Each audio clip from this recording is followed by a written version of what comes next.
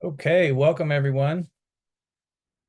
We are happy that you're here. Go ahead and as we wait for people to come in all the way, let us know where you're joining from and maybe some kind of holiday tradition that you're excited about.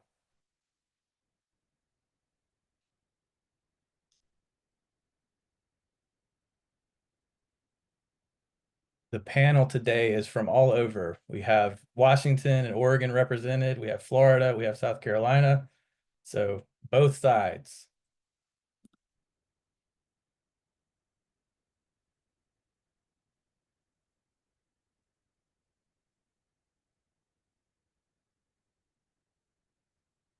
Okay, and is everyone able to see the presentation up on the screen? Wonderful.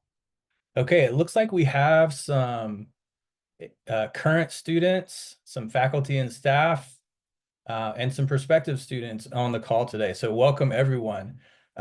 We will kind of touch on several different things today. At the end of the presentation, we will talk a little bit more about how to become a student if you're interested. So if you've already become a student, you probably heard that already, but we're happy to have you. And we're also happy to be doing a little bit something different today with our webinar. We're coming to the end of the year, getting towards holiday season. So we thought we would do something that's a little more focused on health and wellness during the holidays and something that might be, something you can use and walk away with some ideas for yourself or for others for gifts or just to keep yourself healthy. So before we get into that, I wanted to let you all know your line is muted today just because we're recording and that just helps with audio quality. But if you have anything to chime in on today, we'd love to hear from you in the chat. Just make sure your settings are set to everyone in the chat so we can all see it and respond to everyone as well. Um, so we have today on the call Amanda Heller, our Director of Enrollment Services. Um, she and I work very closely together with our admissions team to help bring people through the admissions process that can be a little bit daunting at times. And we love helping students find the right fit for them and their goals. We have Dr. Judith Thompson, our Dean of Herbal Medicine, and Amanda Latin, our Dean of Aromatherapy. So some very, very stellar company today and a lot of great stuff to talk about. This is what we'll cover today. We're just going to go through a little bit about who ACHS is, if you haven't heard that already, and a little bit about our background and mission. That's kind of what drives everything. So we want to make sure that all of the webinars we do have that in there and represented. We'll talk a little bit about student wellness and experiential learning because both of those things tie into what we're going to be looking at today. Just to give you a little sample of what that looks like. And then we'll get into the fun stuff, some holiday recipes and blends that you all can try out at home, and some resources that you can walk away with. We'll send out this presentation afterward, and there's some links in there to some prior blog posts and sites on our website that you can go find even more ideas um, for holiday health and wellness. And then, like I said, if you are interested in becoming a student at ACHS, we'll talk a little bit about some key dates to have in mind for the end of the year and the beginning of next year. So who are we? If you've not heard this before, if you're new to ACHS or you're just now discovering us and our programs, we have been in the online education space for over 45 years in some form or fashion. Started by our founder, our founding president, Doreen Peterson, who brought her passion for education and health and wellness to light, and everything that she's done to bring us where we are today has grown us to now have being served over 10,000 students and graduates all over the world. So that's something that we couldn't be prouder about, and we really appreciate everybody on the call today being a part of that community as well. We obviously specialize in online distance learning, and we're accredited by the DEAC, the Distance Education Accrediting Commission. and have been since 2003. So better, a little over 20 years now.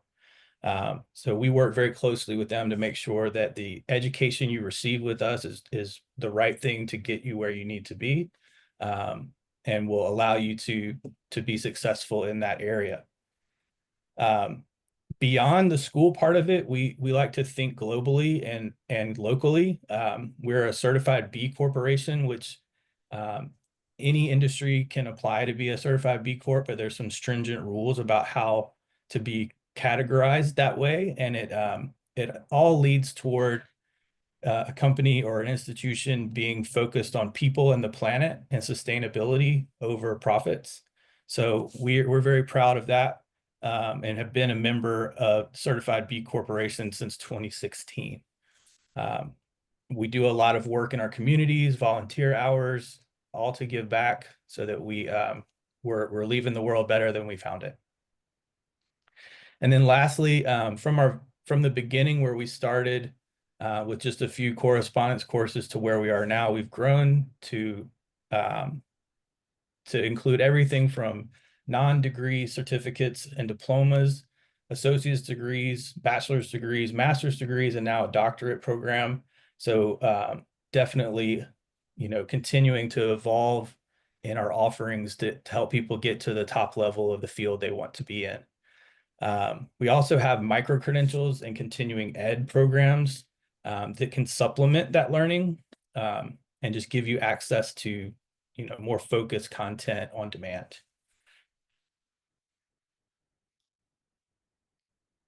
Oh. And lastly, our mission and vision. Our mission is to lead the advancement of evidence-based integrative health and wellness education through experiential online learning and sustainable practices. So experiential is something we will take a look at in greater depth in just a second. But we want to be at the forefront of bringing this content and this education to the world. And if we do that correctly, our vision is that integrative health and wellness education is accessible to a global community, promoting sustainable and healthy futures for all. So that's what we envision as a possibility through the education that we provide. So something we're very focused on and drives all of our faculty and staff every day. So Amanda Heller, can I ask you to kind of go into a little bit about some of the health and wellness offerings that we have for our students, just to focus on their well-being, and then something about experiential learning that would be interesting. Yeah. So I think one thing that makes our college really unique is our philosophy, our mission is tied to everything we do and how we support students. And one of the most incredible ways we've brought health and wellness to the forefront for our students is over the last couple of years, we now provide TimelyCare to every enrolled student. This is completely free to the students. It is an app. You can sign up through a website, but it's an app you download. And all of our current students have full and free access to virtual provider care, like nurse appointments with doctors, nurses. There is immediate and free mental health support.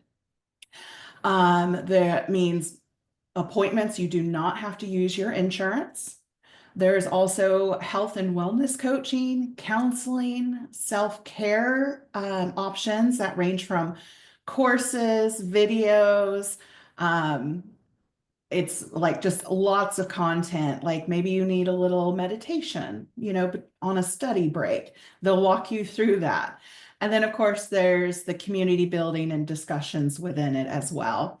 And this is literally 24/7 access. And you never have to worry about paying out of pocket for any of the services provided.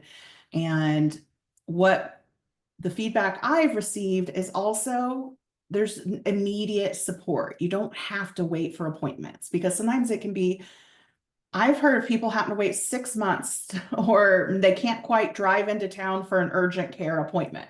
You can make that right through the app. So it's something that we feel just really proud to provide our students, even in that online environment. And it's something that students have access to completely through graduation. So we have a few webinars throughout the year from our student services team. They'll work with you either one-on-one, or they provide some webinars on how to maximize your experience with TimelyCare and get the most out of those services. And I think a good way of putting it is it sort of replaces the on-campus health center since we're virtual and online. Um, so it's just another positive thing we want to provide everybody and make sure that you're aware you're always going to have that available as a student. Absolutely. So we want to, help train the next generation of health and wellness, um, either Yeah. educators or providers.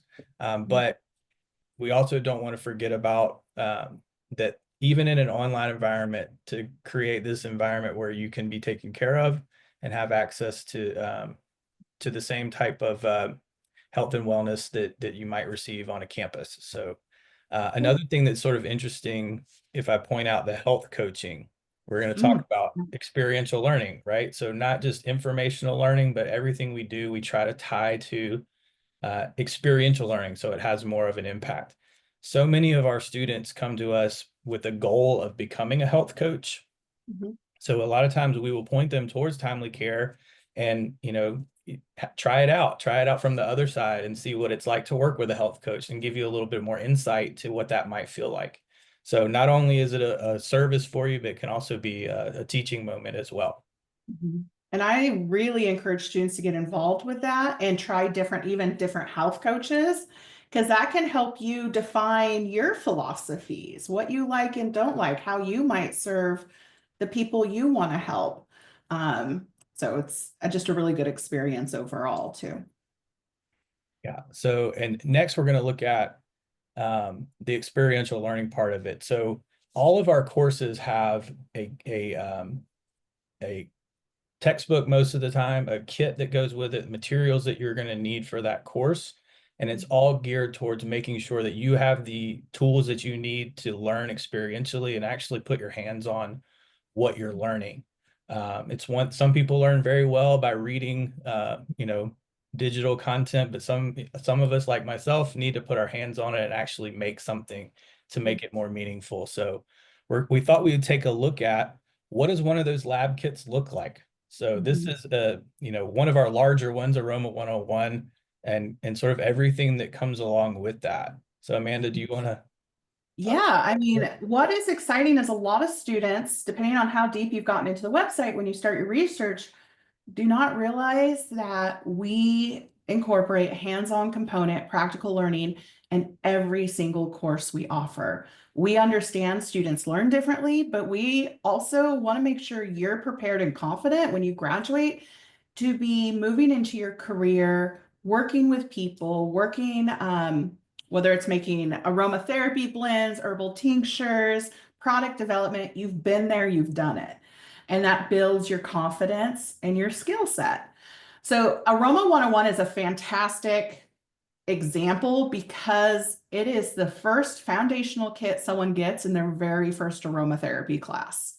So you're going to have readings, assignments, discussion boards in your class, but we want you to do it, smell it, create these products. So every class, students will see kits and materials. Even our math classes have kits because our math classes and the subject and content is linked back to the practical work someone's doing with the recipes, the blending, the measurements. Um, but just, yeah, as you can see, Aroma 101 has like 24 of the most popular essential oils to start your foundational learning and all of the materials you need for the actual creation of the products for your labs. And that's where the exciting part is. Most of your assignments are based on the labs you're doing, that practical work, and then applying the science you've learned to that for the who, what, where, and why. Um, so we love to give a visual example because sometimes it's hard for students to understand, like, how am I going to do it at home? But we're literally shipping out everything you need to be successful in your classes and get that experience. And since we have two of our deans on today who have a lot to do with these kits and selecting what's needed, anything to add in terms of the quality of the constituents that we include, or anything about how this links to experiential learning? Sure. Hi, everyone. Wonderful to have you here with us today.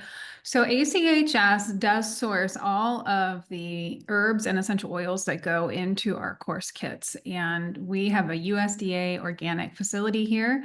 Our essential oils are organic and pesticide free, which is an extremely high quality level. You may not find that other places, and we're very proud of that. So each of these essential oils we source directly. We quality test it independently. We review that in-house before purchasing. And we do that so that our students have a phenomenal example to train around. So when we're teaching you what lavender smells like, or bergamot, or pine essential oil, that you have an excellent example to train your nose around. And we also teach methods for assessing quality of essential oils and herbs in our courses, because that's an important skill if you're going to be a professional working with botanicals, is knowing how to source your own materials effectively, and understanding the process that goes into that, rather than thinking you need to buy a specific brand, is to be able to really be an informed consumer. And then you can pass that information along to your own clients. So all the materials that you're going to receive are of very high quality, and we take a lot of pride in that. And that goes back to our B Corp status, and really what we think our core values are.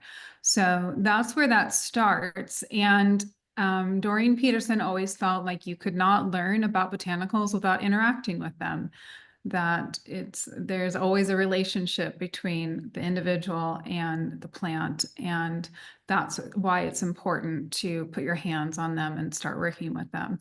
So in aromatherapy courses, we not only learn about the individual essential oils, we also learn about different aromatherapy preparations. So how you're actually going to deliver that aromatherapy to the individual using it. So you'll see there's a range of other materials here in the course kit to help make different types of preparations, such as a massage oil, or a bath bomb, or an aromatherapy spray. In other classes, we make infused oils and salves, things of that nature. And you'll get to practice doing that. And you'll also get to practice thinking about, what are the therapeutic properties of this formula, and how would I use it to support one of my clients? So that's the general conversation around these. And we do use them almost every week in the aromatherapy and herbal courses. Yeah. And for the nutrition students out there, we don't forget about you. Even the work in the nutrition classes are practical based, whether they use an herb or other means like for stress emotional management. But a great example I have is one of the courses I took a couple years ago. We were learning about acid alkyne balancing, and one week I chose to do the testing and using the testing strips that were provided in my kit for my course that week. And then that's what my weekly assignment was based on, was testing my pH and how that applied to what we learned and the protocols I would follow based on the results. So literally every course, every major will have this practical experience. Awesome. Oh, and side note, we ship these out to you automatically every term based on your schedule. So you don't have to stress about it if you're a student. It's already part of sort of your action plan with your unique schedule and program. All right. Thanks, everyone. Well, now it's time for the fun part. So jumping into some holiday recipes and blends, it's just some fun stuff that we can pass along to you all. So we'll start off with Professor Latin and the diffuser blend. Yeah, so aromatherapy is a great tool to have in your office or your home during the holiday season. Winter months are often known as times when we may may have more frequent illnesses happening, and diffusing essential oils in the home or the office is a good way to have some immune support and also help to, keep the atmosphere positive. So what I wanted to share about, it also smells great and it has a lot of memories tied to different aromas. And while someone mentioned making cinnamon rolls earlier, I think is a good strategy. Those are certainly occasional treats that we can participate in. So sometimes having the ambiance of aromas helps to create the right mental, emotional atmosphere, and are great tools to use to help stave off cravings too, which is a good cheat to have. So one of the safest ways to use essential oils is to inhale them or use them in a diffuser, and you don't need very much to create the effect. So I wanted to talk about how to make a master blend today. Instead of dropping individual essential oils right into your diffuser, you can save time, and you can also, not overuse essential oils by making a blend. So you would get an empty glass 5 milliliter bottle, which is the same bottles that like your essential oils come in. I don't know if you guys can see that. So you can buy these empty, and they have an orifice reducer on the top. That's important, so that the essential oil doesn't accidentally spill out.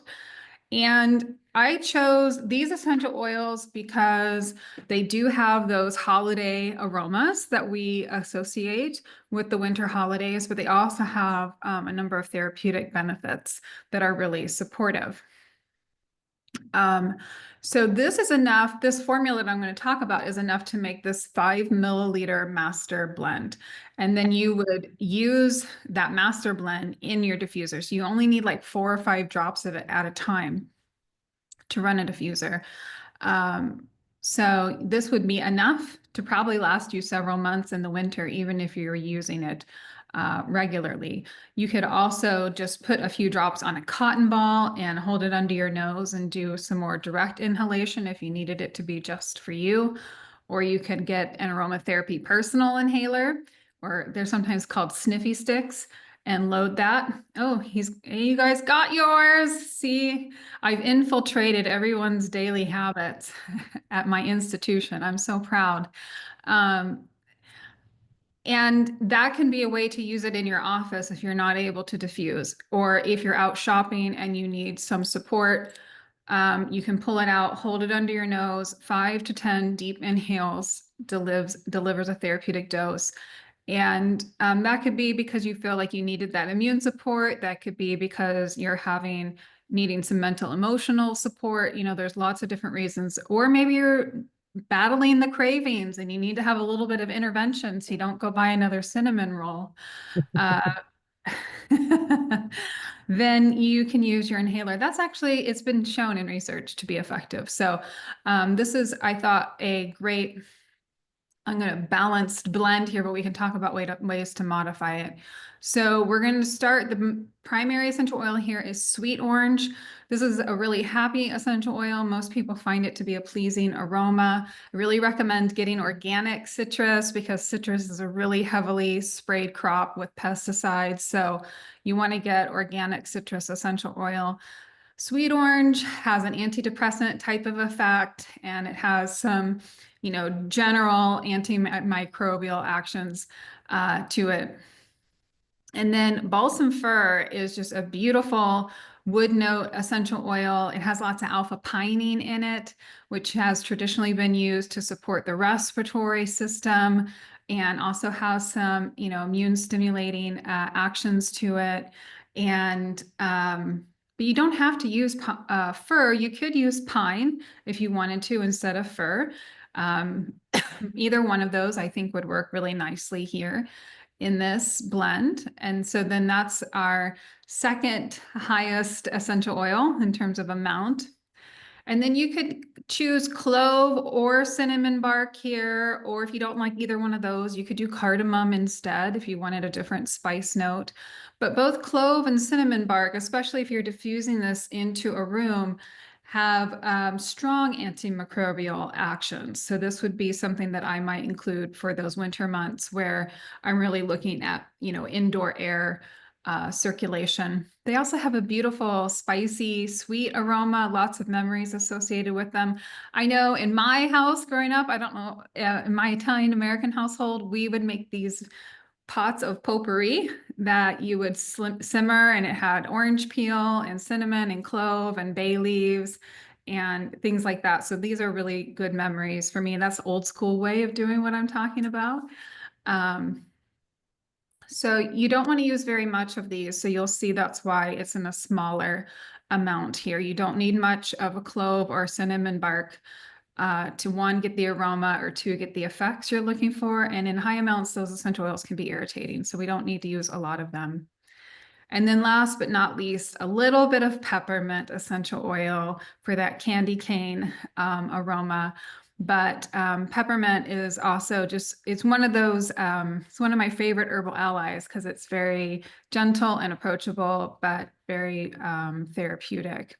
And it also helps support the respiratory system, gives us a quick hit of focus and mental energy, and kind of has we feel it as a clearing action where it just feels like it comes in and clears out the cobwebs. So that's our smallest amount because it takes over a blend if you use a lot. So you could use it in these proportions, and that would make your master blend. And then you could use that blend in those different ways I talked about. If you don't want sweet orange, you could do grapefruit here instead. If you wanted to go a little bit of a different route, you could use pine instead of fir. We talked about options with the spice. And if you really don't like mint, and some people don't, then you could add in a floral here. You could do a lavender here, and that would bring a different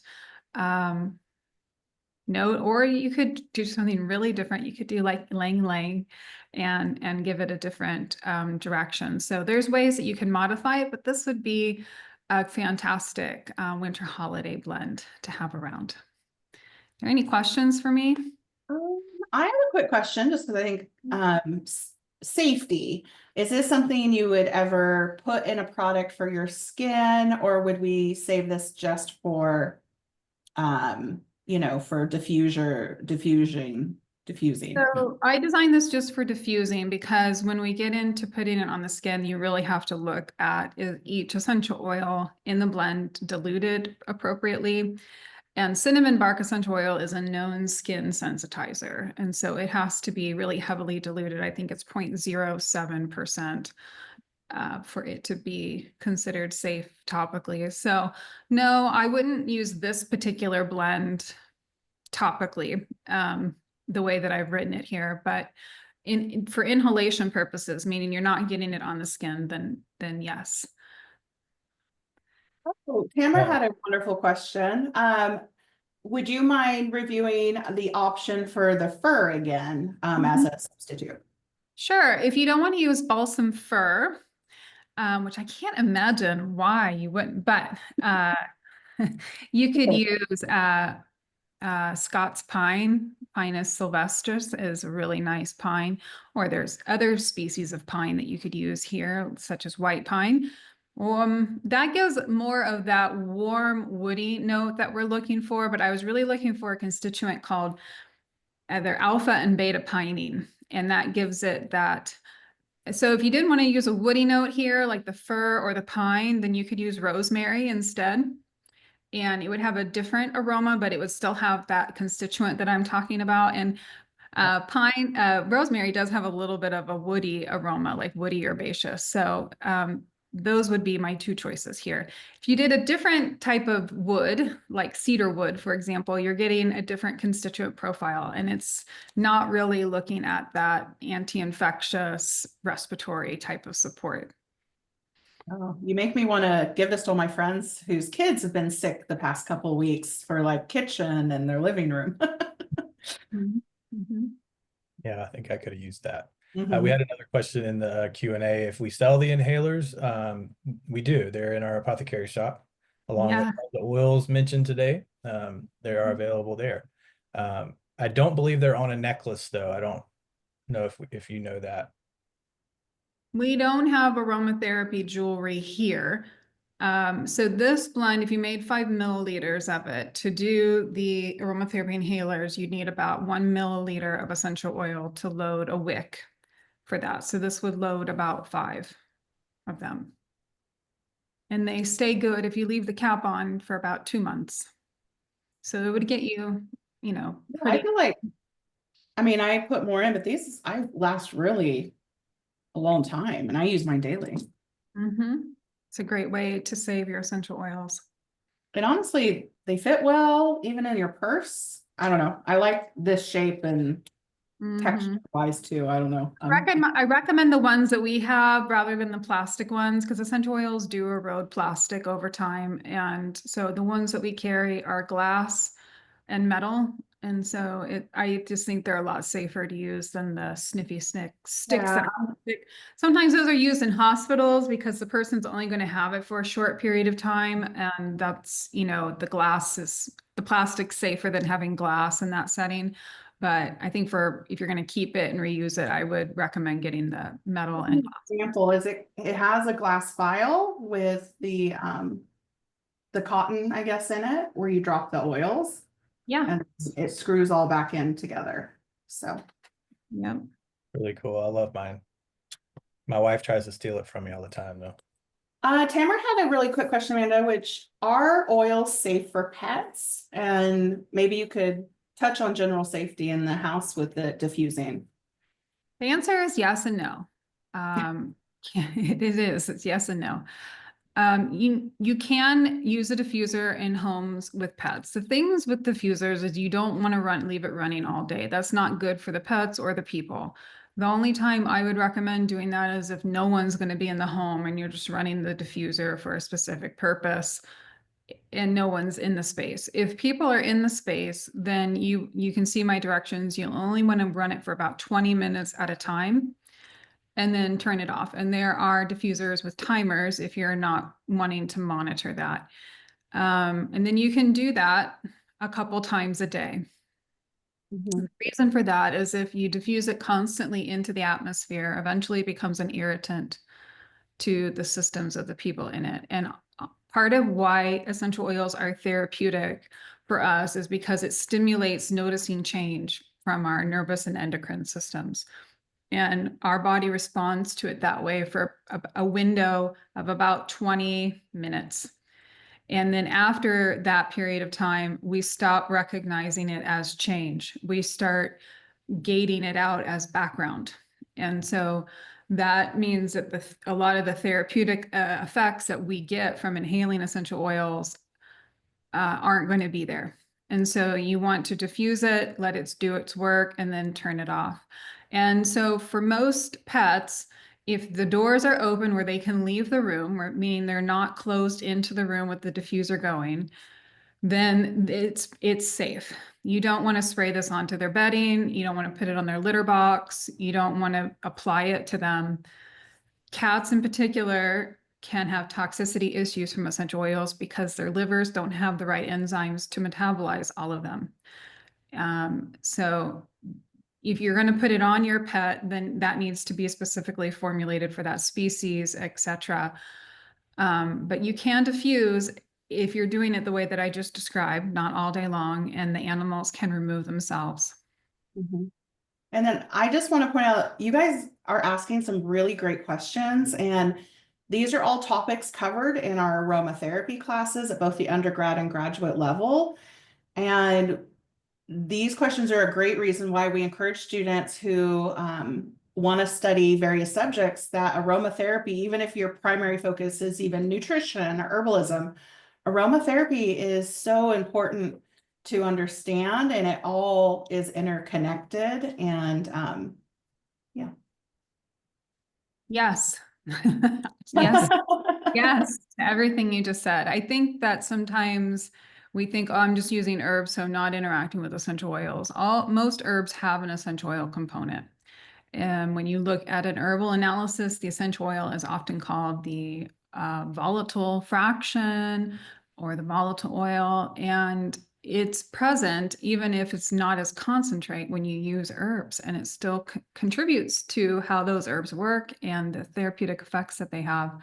So aromatherapy is a aspect of herbalism, and it's actually used more frequently, in my opinion, in clinical settings than herbalism because it can be non-invasive. It can be delivered without someone having to take something orally or something being put on their body.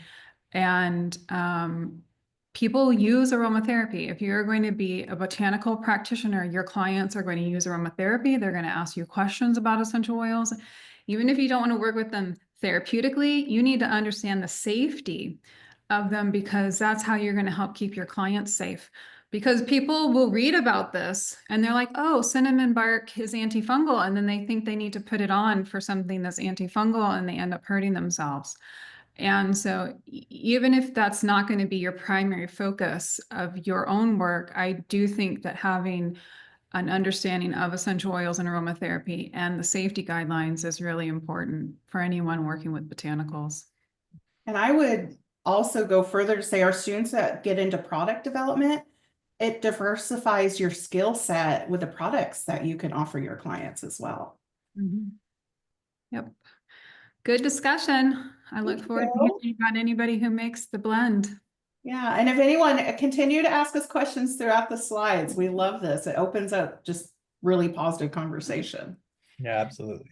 And I think this is an example of how, you can just look at this as a blend with some constituents and the amounts, but then you see through the conversation how just learning about this can expand into other things and just open up different questions, different worlds. So that's what we want. So we'll keep it moving. To Dr. Thompson, you want to tell us about holiday winter spice tea? Yes. So thanks for having me today, and welcome everyone. That was a great discussion on essential oils. And so here, I'll give you the background on how I ended up coming up with this. Was just from seeing so much, there was just a lot on social media or just on Google. How do I make what is it, pumpkin spice latte? What's in it? How do I get it? Oh my God, it's the best. And you're hearing about it in like August. And I was like, what is in this winter spice tea? And I knew that if I went to a retail place to get the winter spice tea, there was going to be a whole lot of sugar in there, which I was not interested in. So I did some searching around on the greater kind of herbal community and see what is it that we would put if we were going to make our version of a pumpkin spice latte. And so this is what I came up with. And so a lot of these, they have similar kinds of effects as we've seen with the essential oils, but not exactly the same. So I didn't put specific amounts in here because the beauty of this particular recipe is that you can make it to your liking, to your taste. There's some people who absolutely love cinnamon, and then there's some people who just can't stand it, which I don't understand. My husband is one of those people. He hates the smell of cinnamon. So like holidays is really tough because everything is cinnamon. I love cinnamon. So anyhow, so here it is. And so usually as a base, I'll choose, so there's two things for just kind of the base. One is I will have either a non-caffeinated herb. So I like to use rooibos. I'll put it in the chat. So everyone has it there. So what I like about that particular herb is that it doesn't have the caffeine content, but because it has the tannins in there, it still tastes like a black tea. So usually you're like, for example, a chai tea is going to have black tea as the base. If you don't want the caffeine, can't consume it, then we have this really nice other option to work with. So okay, so that's your first choice. Am I going to go for caffeine or no caffeine? And then second choice for your base is, do you want just water? Or, traditionally this kind of a tea is made with milk, with cow's milk. So I know that can be very congesting for a lot of people. Personally, I like to use either an oat milk or a almond milk. Either one of those are really nice options. And I've found that the oat milk tend to taste a little bit more creamy. So it gives us that more kind of full flavor. But the almond milk works well. Sometimes if you really want something that's just lighter, you might go with just water, which is absolutely fine also. So just kind of depends on what it is that you might be either in the mood for or able to consume. And do know that for folks who choose to go the dairy route, the milk, the proteins in the milk bind to the tannins in either the black tea or the rooibos. And so that's what gives it that really smooth flavor. Or when you're drinking it, it feels like your mouth doesn't dry up because there's that bonding that happens between the tannins in the tea and the milk proteins. From cows, we don't get the same effect from non-dairy milk options. So you're going to feel what that means is you're going to feel the tannins more. So you're going to have a little bit more drying in your mouth that you notice. So, so today I was actually in the mood I did want the caffeine. So I chose an organic black tea, and I decided to go for half water, half almond milk, for my foundation. So I've got that. And then, so the cinnamon's the first one. I have my mug. I don't know. I'm going to plug the ACHS mug. I absolutely love it. It's a bigger size, so I get to drink the tea for a while.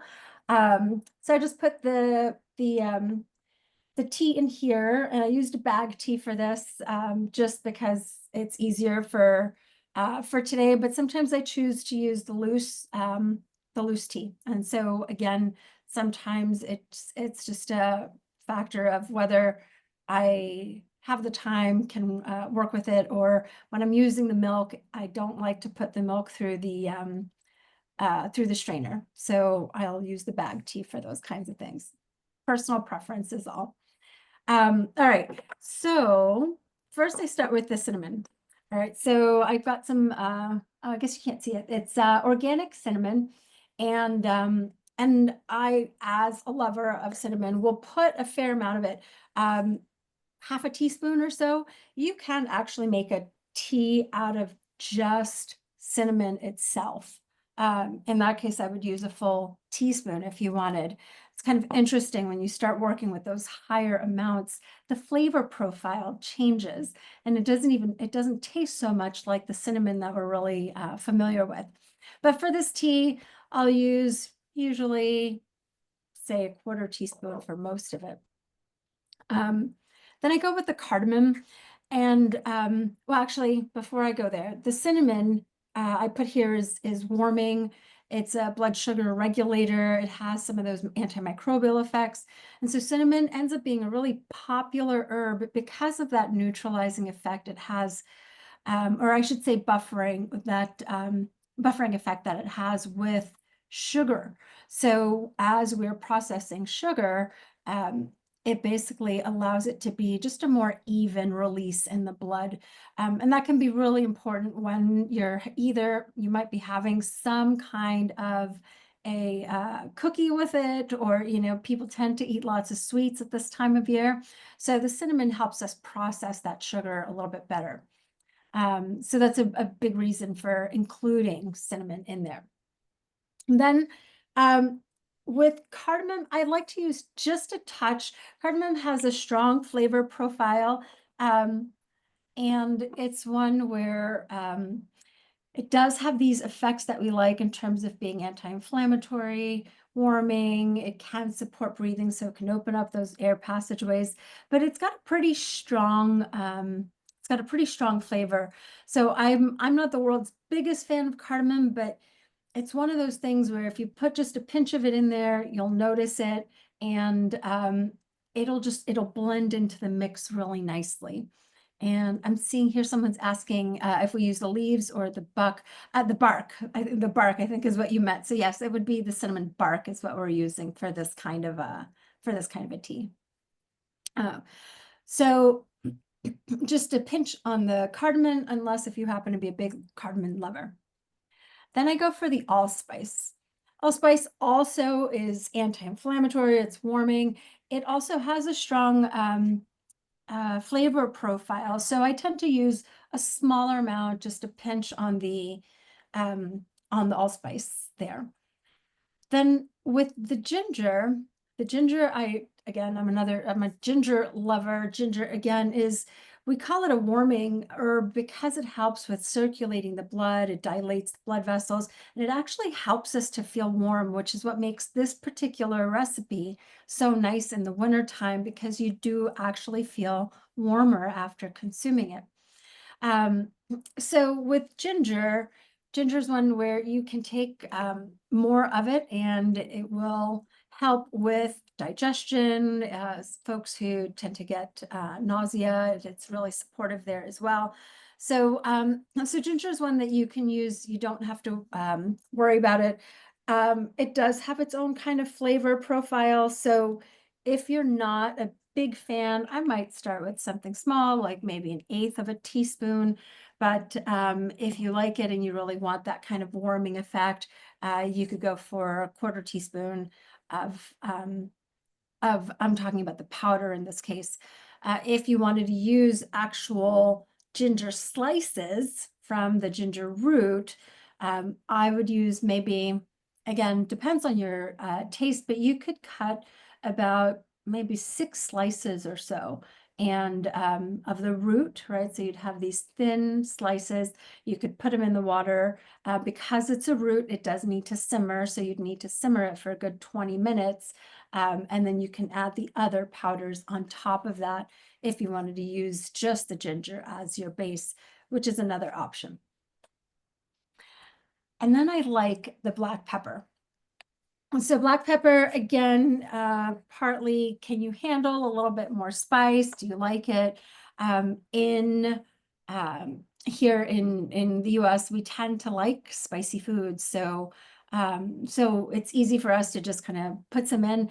It's not the first thing we think of, but yet it again also has very strong anti-inflammatory effects. It's antioxidant and will also aid with digestion and have those warming effects.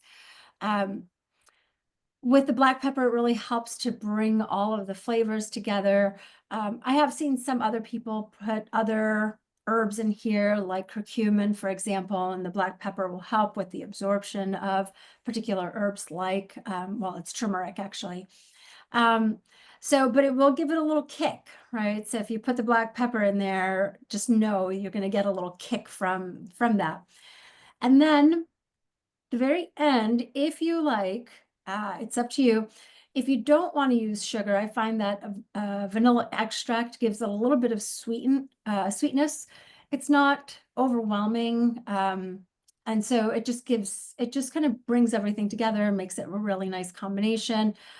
Or if you did want to sweeten it, you can add some raw honey. Sometimes I do that. I tend to stick with the vanilla extract because I don't want to do the extra sugar.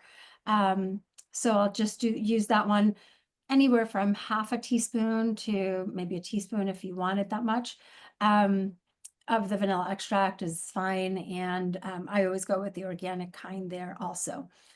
And so, so you blend it all, and then you've got your winter spice tea to keep you warm and help you digest your meals. And if you'll notice, there's one common thread between each of these particular herbs that we use, and you'll see that it essentially helps to keep us warm again, which is really nice for the winter months. So for those of you really kind of getting sweaters on and starting to warm up from the cold outside, it's just a really nice tea to have available.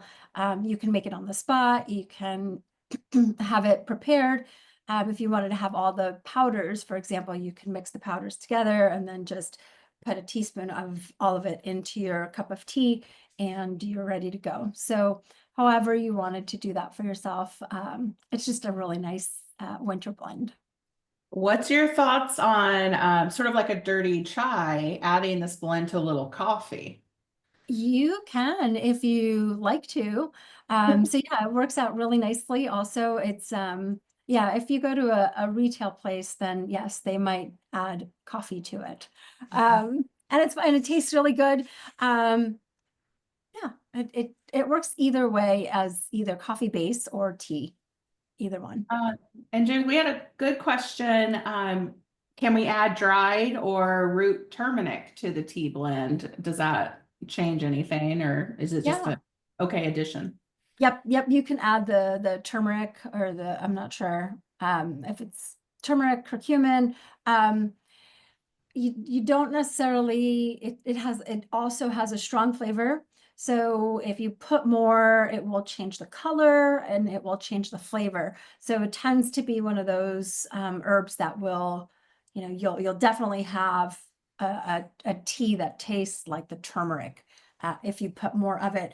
But again, one of those where if you put a pinch of it in there or a quarter teaspoon, say, it's going to be it's going to blend really nicely in there. Oh, Amanda Latin, you had a thought.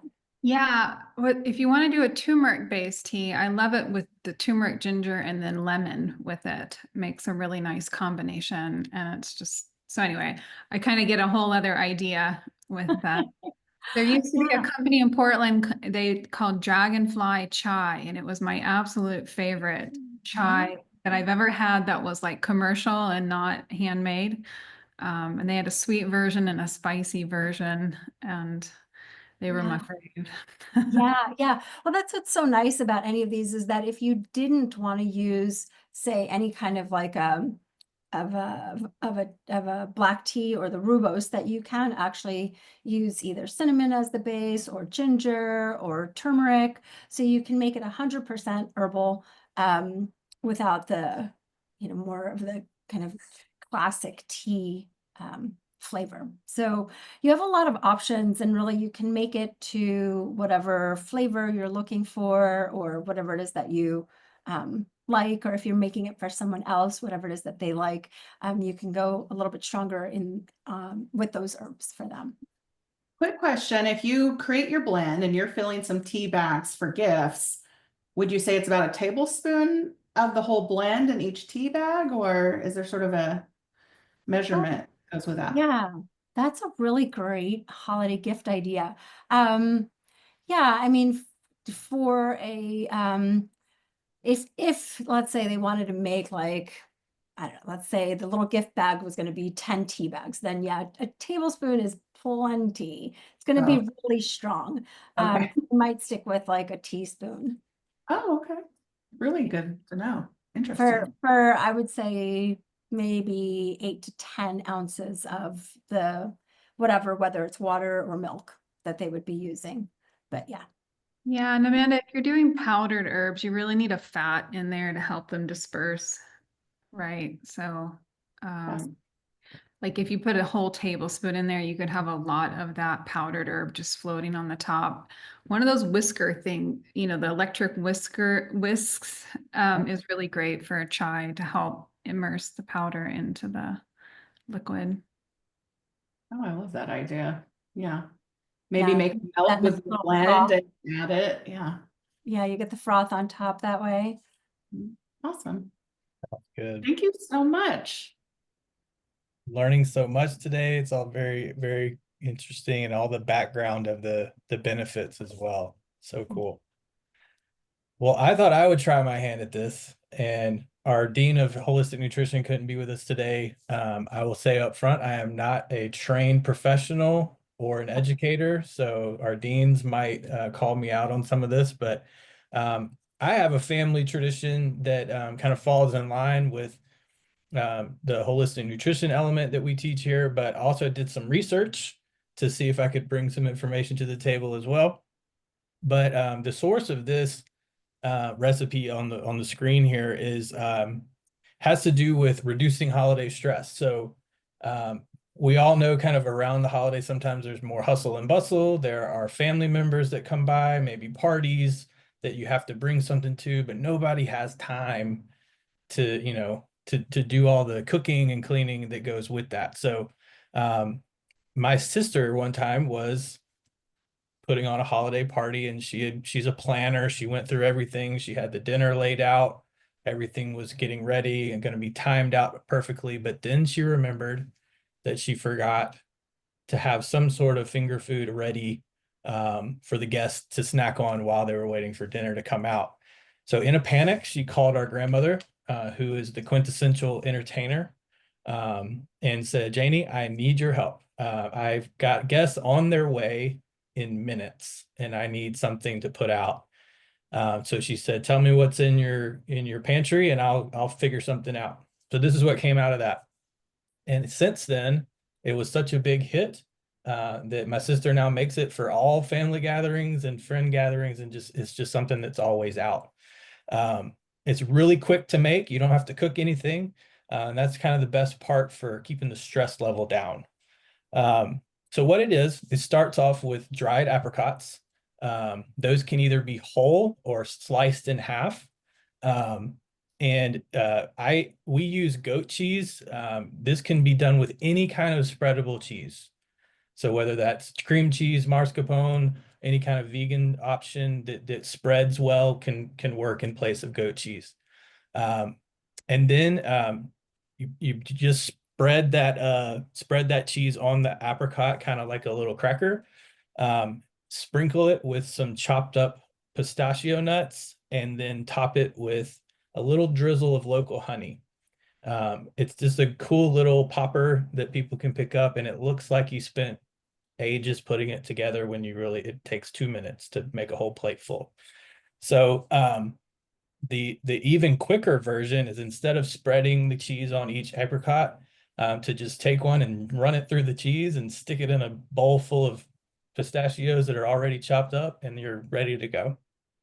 So but I did want to make this also somewhat educational. So I did some research. So let me know if I'm missing anything here. But apricots are high in fiber and can help with lowering blood pressure. They have iron, they have a low glycemic index, and they contain vitamin A for some immune support. The goat cheese has capric acid in it, which helps with anti-inflammatory and antibacterial. It's also easier to digest because it has a lower lactose content than cow's milk. And again, if you can use other options there, I'm sure they have benefits of their own. The pistachios, great source of antioxidants, also fiber and healthy fats. They contain lutein for eye health, so I might need some more of that. They also can help lower bad cholesterol. And then local honey. Obviously, I always recommend local honey because you're supporting your local businesses, but you also are getting benefits from the bees that are feeding off of and making honey from the plants that you live around. So a lot of benefit there. But honey is a powerhouse for health and wellness, obviously helping with allergies, sore throats, coughs, inflammation, heartburn, skin health, even wound care can come from honey. So, but a little bit of family tradition here that I felt dovetailed well with health and wellness, and also stress of the holidays. So, Deans, how did I do? Pretty good? Okay. I love it. And honestly, it sounds like super delicious. It's This actually might, really good. this might become a girl snack for me at night. Yeah, just don't eat too many of them. That's all. Thank you, Um, Troy. Yeah. So, and we've looked at a couple of things today, but we also have a lot of resources on our website that have been there for some time. Some of these date back to 2012. And so I pulled a few samples here. Holiday gifts to make at home. There is a link there to download an ebook that could be a source of some information or ideas for you. Aromatherapy holiday gifts, DIY herbal stocking stuffers, irresistible room sprays, and one on how to reduce stress during the holidays. We also had a series just recently on stress reduction and the stress response. Those are all available. Our webinars are available on our YouTube page. So I'd suggest looking into that as well. So if any of this has inspired anyone to take a step and want to become a student so they can start this journey, Amanda Heller and I can help out with that in our team in the admissions department.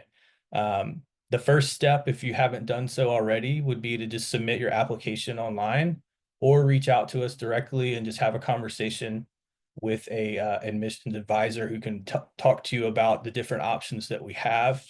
They're going to point you towards how to request your official transcripts, and make sure that you have everything in order for the admissions committee to review for acceptance.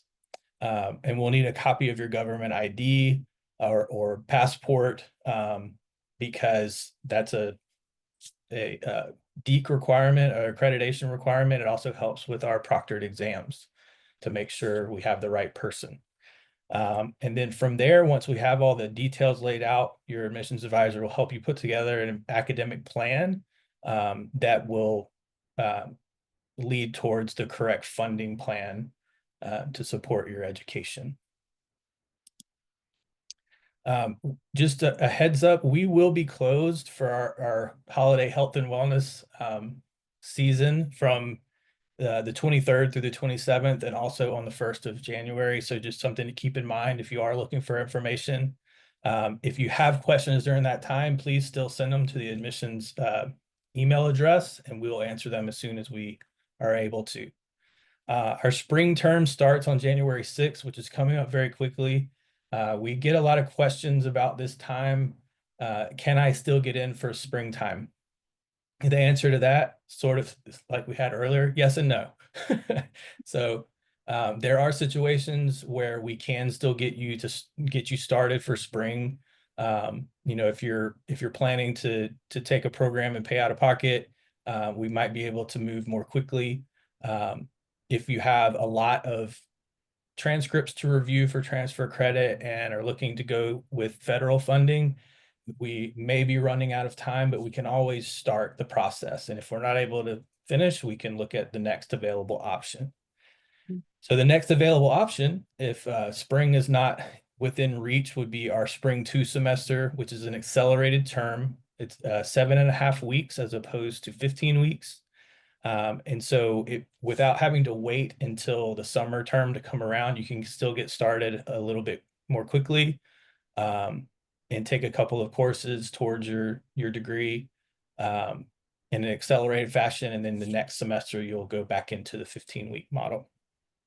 If that looks attractive to you, then we would recommend applying by the end of January. That's our priority consideration timeframe. That just says anybody before that date, we know we're going to have plenty of time to get you finished before the deadlines. We also try to get everyone registered by February 7th for the spring 2, just to avoid any late registration fees and from additional shipping costs that come with that. So Amanda, anything that I missed? No, just honestly, if you really want to start in January, we're here to help you do it as long as seats are available. So we got your back. Just stay in very good communication with your admissions advisor. And of course, we always have the session that starts in February as our backup. But we're here to help you with your goals, and that includes when you want to start school, if we can get it all sorted out. So, yeah. Oh, and here's our team. This is our wonderful team. Everybody, every student that comes through here is matched with an individual admissions advisor. Everyone on this team can help you out. If you have a question and you're not able to reach your advisor, they can all help you, but we want to make sure you have a consistent partner to work with throughout the process. So that's very important to our how we want to support our students. So thank you for staying on a little bit over time with us today. I think this was really fun. Hopefully you do too. You'll be getting a recording of this later today. But in the meantime, here are some of our social media channels.